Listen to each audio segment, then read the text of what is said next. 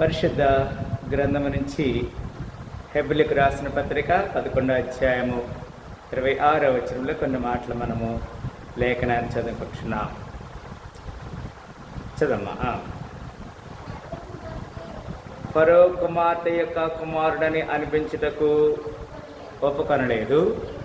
ఏలనగా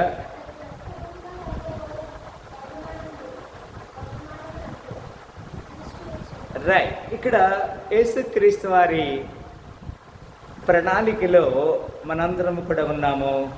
ప్రియులారా, 24వ వచనంలో ఆ మాట స్పష్టంగా చెప్తున్నాడు. మోషే పెద్దవాడైనప్పుడు విశ్వాసమును బట్టి ఐగుప్తు ధనము కంటే క్రీస్తు విషయమైన నింద. ఇది చాలా ప్రాముఖ్యమైన విషయం. మనందరం కూడా విశ్వాస ప్రమాణములో నిలవాలి, నడవాలి. విశ్వాస ప్రమాణంలో నడిచే మనందరికీ లోక సంబంధమైన ధనము కాదు, కానీ క్రీస్తు విషయమైన నింద గొప్ప భాగ్యం. దేవుని విషయమై మన మీద ఎవరైనా సరే ఒక నింద మోపితే అది పర్వాలేదు. ఈ మాట ఇక్కడ స్పష్టంగా తెలియజేస్తున్నాడు. మోషే పెద్దవాడినప్పుడు విశ్వాసమును బట్టి ఐగుప్తు ధనము కంటే క్రీస్తు విషయమైన నింద గొప్ప భాగ్యం కదా. నింద అంటే ఏంటి? ఇప్పుడు మనం ఏదైనా సరే ఒక పని చేయకపోతే మనం చేసేవని చెప్తే దాన్ని ఏమంటారు? నింద అని చెప్తారు.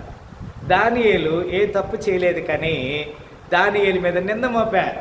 ఇదిగో రాజా, ఈ దానియేలు నీకు నమస్కారం చేయట్లేదు, నీవు నిలబెట్టించిన ప్రతిమకి నమస్కారం చేయట్లేదు,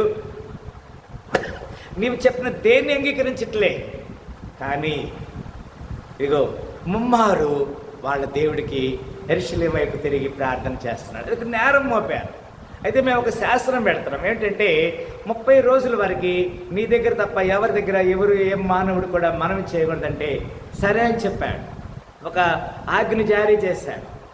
దానియేలు మీద నింద మోపారు. కానీ దానియేలు ఆజ్ఞ ఉన్నప్పటికీ దినమునకు ముమ్మారు యెరూషలేము వైపు తల తిరిగి కిటికీ తెరిచి దేవునికి విజ్ఞాపన చేస్తున్నాడు. ఇక్కడ పెద్దవాడైనప్పుడు మోషే పెద్దవాడైన విశ్వాసాన్ని బట్టి ఐగుప్తు ధనము కంటే క్రీస్తు విషయం నింద గొప్ప భాగ్యమని ఎంచుకొని అల్పకాలము పాపభోగము అనుభవించడం కంటే దేవుని ప్రజలతో శ్రమ అనుభవించడం మేలని యోచించి ఏం చేశాడు?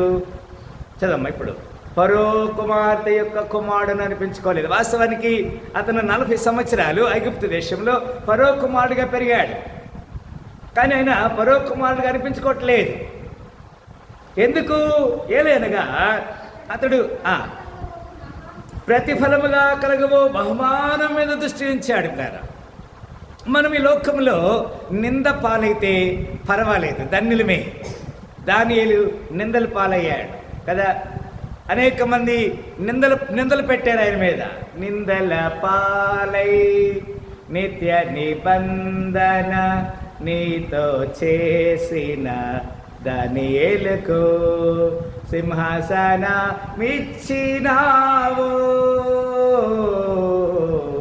సింహాల నోళ్లను మూసినావు, సర్వోన్నతుడా నీవే నాకు ఆశ్రయ దుర్గము, ఎవరు లేరు నాకు ఇలలో. హల్లెలూయా. ఈ లోకంలో మనకి ఎవరు లేరు, మనకు దేవుడే మనకి సమాధాన పరిచేది. ప్రకటన 2:9 ఈ విధంగా రాయబడింది. ప్రకటన గ్రంథము 2వ అధ్యాయము 9వ వచనంలో ఈ విధంగా రాయబడినది.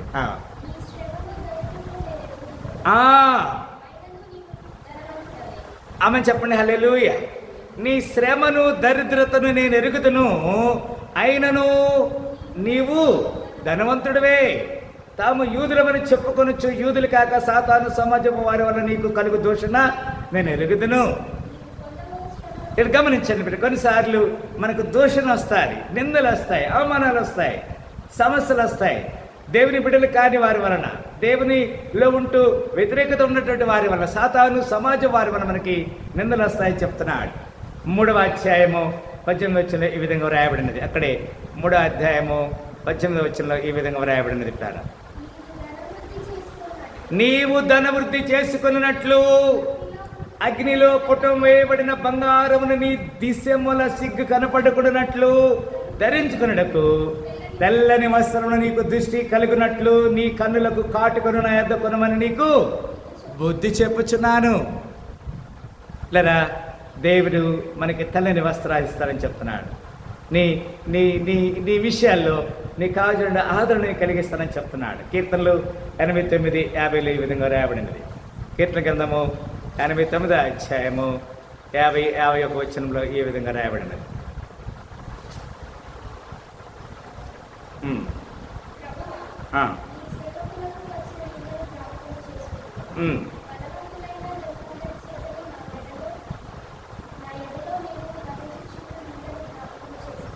ఇక్కడ గమనించాలి పేర కీర్తనలు 89లో 50-51 వచనంలో ఎంత చక్కని మాట రాయబడింది పేరా.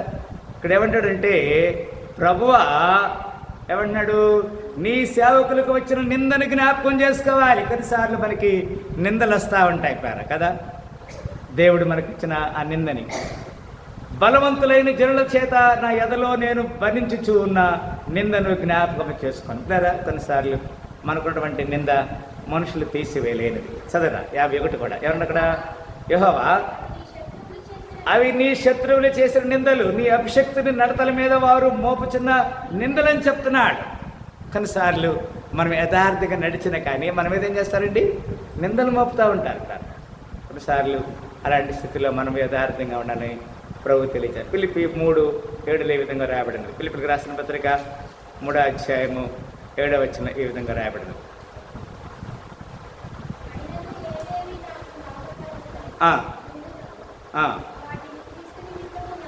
అయినను ఏవేవి నాకు లాభకరములై ఉండెనో వాటిని క్రీస్తు నిమిత్తము నష్టముగా ఎంచుకుంటునంటాడు. మనము క్రీస్తు కొరకు సమస్తము నష్టముగా ఎంచుకోవాలి, వాటిని పెంటతో సమానంగా ఎంచాలంటాడు కదండి. దేవుని నిమిత్తం కదా, దేవుని కొరకు మనము అన్ని విడిచిపెట్టాలి కదా. శ్రమలు, ఇబ్బందులు, ఇరుకులు, సమస్యలు అన్నింటిని మనం విడిచిపెట్టాలి. దేవుని కొరకు మన సాక్షిగా ఉండడానికి దేవుడు మనకు ఒక అవకాశం ఇస్తున్నాడు ప్రియులారా. అంత మాత్రమే కాదు, 1 పేతురు 4:14 ఈ విధంగా రాయబడింది. 1 పేతురు 4:14 ఈ విధంగా రాయబడినది. 1 పేతురు 4వ అధ్యాయము 14వ వచనం ఈ విధంగా రాయబడినది. క్రీస్తు నామము నిమిత్తము మీరు నిందపాలని ఎడల మహిమా స్వరూపిన ఆత్మ అనగా దేవుని ఆత్మ మీ మీద నిలుచున్నాడు కనుక మీరు ధన్యులు అంటాడు కదా. మనము పిరికి ఆత్మ లేదు మనలో. ఏముండాలి? ధైర్యం ఉండాలి. ఎవరి కొరకు ధైర్యం ఉండాలి?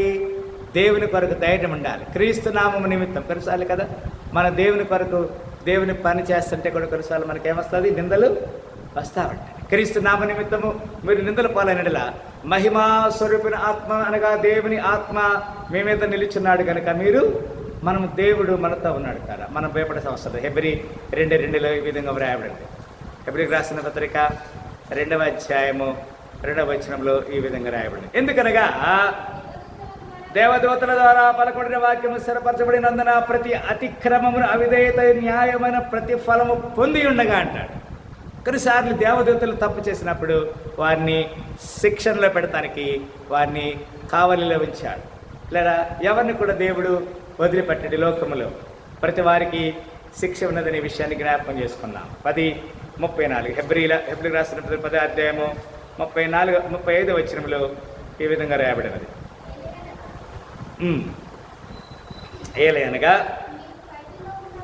35 10వ అధ్యాయం 35 వచనం. కాబట్టి మీ ధైర్యమును విడిచిపెట్టకూడి అంటాడు. అంటే కొన్నిసార్లు మనకున్న ధైర్యాన్ని అర్థం కదా, ఏం చేయాలి?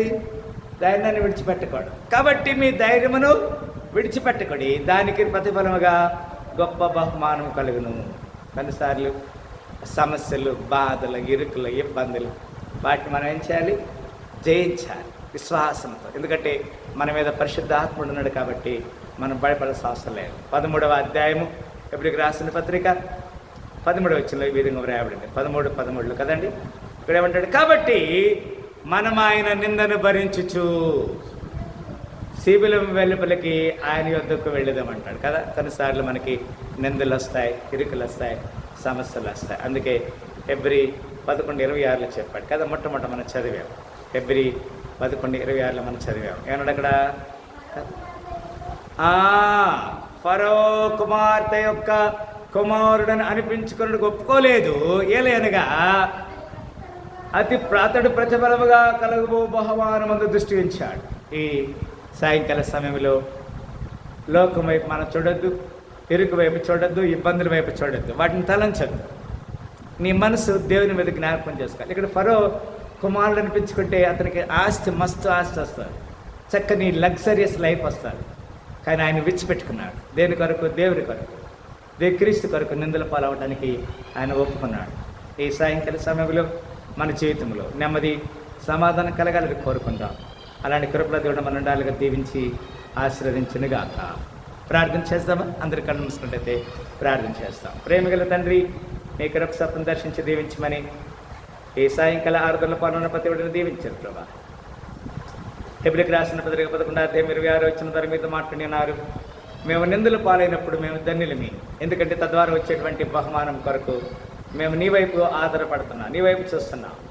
మమ్మల్ని దర్శించి దీవించమని, నీ నిత్య రాజ్యానికి వారసుడు సహాయించమని యేసుక్రీస్తు వారి శ్రేష్టమైన నామములో ఈ ప్రార్థన వేడుకుంటున్నాము తండ్రి, ఆమె. మరొకసారి ఇప్పుడు వచ్చిన ప్రతి వారికి యేసుక్రీస్తు శుభనామములో వందనాలు తెలియజేస్తున్నాం. ఆమె.